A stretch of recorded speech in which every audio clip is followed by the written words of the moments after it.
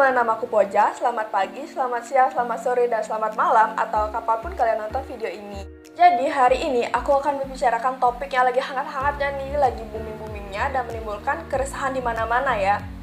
Kalian pasti udah tahu, ya COVID-19. Tapi sebelum kita berbicara tentang si COVID-19 ini, kalian harus tahu dulu tentang coronavirus. Apa sih bedanya sama si COVID-19 ini? Kayaknya sama-sama corona deh. Tapi ternyata beda loh teman-teman. Jadi, coronavirus ini adalah suatu family virus, jadi suatu keluarga virus gitu. Nah, karena dia bentuknya ini keluarga, jadi pasti ada anak-anaknya gitu dong. Dan anak-anaknya ini nggak pasti cuma satu, bisa 2, bisa 3, bisa 4, bisa 10, bisa 100. Nah, salah satu anak dari si coronavirus ini, atau kita sebut dengan strain dari si coronavirus ini, menyebabkan penyakit yang kita kenal dengan nama COVID-19. Jadi banyak banget kayaknya yang salah kaprah kalau COVID-19 ini nama virusnya. Padahal COVID-19 ini adalah nama penyakit yang disebabkan oleh salah satu anakan atau strain dari si coronavirus. Itu nama virusnya apa dong? Nah, Komite Internasional yang menangani tentang taksonomi virus sudah menetapkan kalau nama virusnya ini adalah SARS coronavirus 2. Kenapa namanya seperti ini? Karena SARS coronavirus 2 ini merupakan varian yang sama dengan SARS coronavirus yang sempat merebak pada tahun 2002 sampai 2003. SARS coronavirus 2 pertama kali ditemukan di Wuhan, China, tepatnya di The Huanan Seafood Market. Kayak pasar seafood gitu. Tapi ternyata selain menjual seafood, di pasar ini juga menjual hewan-hewan liar yang biasa diperjualbelikan untuk dikonsumsi. Nah, diduga virus ini tuh berasal dari salah satu hewan liar yang terinfeksi yang dijual di sini. Diduga virus ini tuh berasal dari kelelawar, tapi banyak juga yang berspekulasi kalau virus ini tuh berasal dari ular. SARS coronavirus 2 ini menyerang sistem pernafasan, baik sistem pernafasan atas maupun sistem pernafasan bawah. Jadi ya ciri-cirinya kayak flu biasa, kayak batuk, radang tenggorokan, sakit kepala, demam, hidung tersumbat, sulit menelan, bahkan sampai parahnya itu sesak nafas karena menyebabkan pneumonia juga. Kalau gitu ada obatnya nggak sih si virus ini? Kalian harus tahu dulu kalau virus itu berbeda dengan bakteri yang bisa dibunuh dengan cara kita mengkonsumsi antibiotik. Satu-satunya cara untuk membunuh si virus yang sudah masuk ke tubuh kita adalah dengan mematikan sel-sel tubuh yang sudah tersisipi DNA atau RNA si virus. Dan yang bisa ngelakuin itu ya cuman imun tubuh kita aja, yaitu sel darah putih. Oleh karena itu diciptakanlah vaksin untuk membantu tubuh kita membangun antibodi untuk melawan si virus yang masuk ke tubuh kita. Jadi obat itu berbeda dengan vaksin ya teman-teman.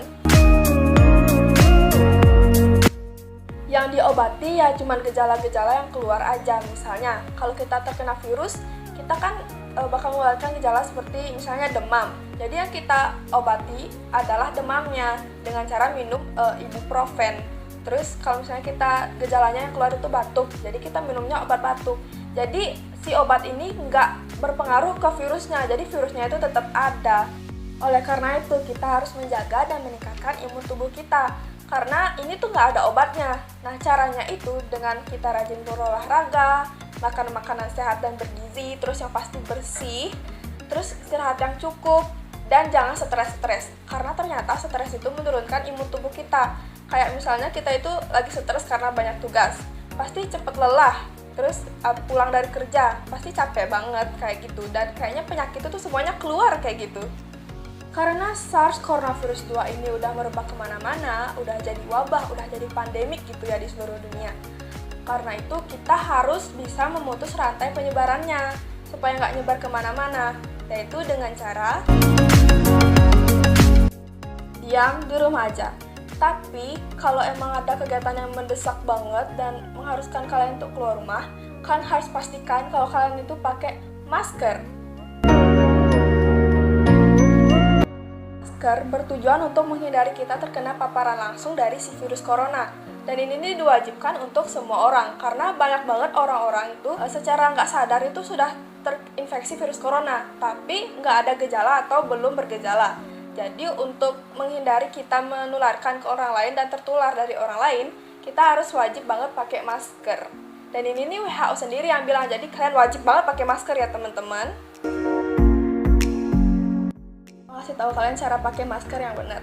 Jadi caranya itu adalah kalian megang maskernya itu pakai gini, kayak gini. Terus satu tangan itu pakai mengaitkan si tali-tali ini ke telinga kalian. Dan ini nih harus nutup sempurna. Harus nutup, ini kan ada besi di sini.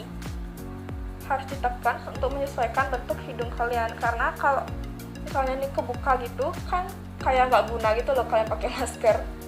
Dan ini harus menutupi sampai dagu. Dan selain itu kita harus jaga jarak, karena virus ini kan utamanya itu menyebar melalui droplet atau cairan yang keluar pada saat si penderita berbicara, bersin ataupun batuk. Dan droplet ini tuh bisa menyebar sejauh 1,8 meter. Kalian bayangin aja, semprotan kayak gitu kan jauh banget itu yang menyebarnya. Makanya kita diwajibkan untuk memakai masker dan jaga jarak minimal 1,5 meter. Lebih jauh lagi bahkan lebih bagus.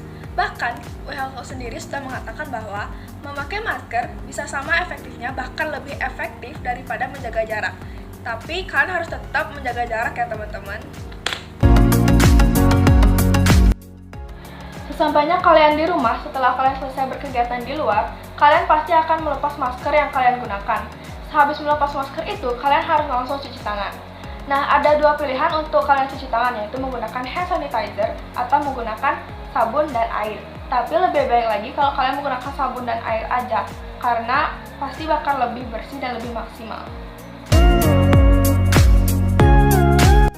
Kali ini aku akan memberitahu kalian cara mencuci tangan dengan menggunakan hand sanitizer. Nah, kalian tuangkan hand sanitizer kalian ke telapak tangan kalian.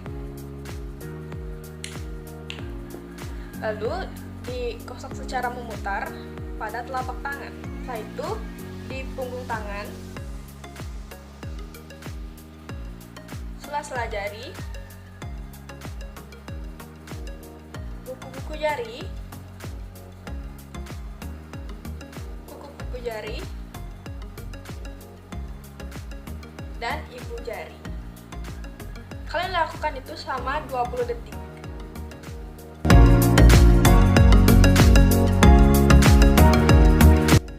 Oke, segitu aja informasi yang bisa aku sampaikan ke kalian semua. Semoga bermanfaat.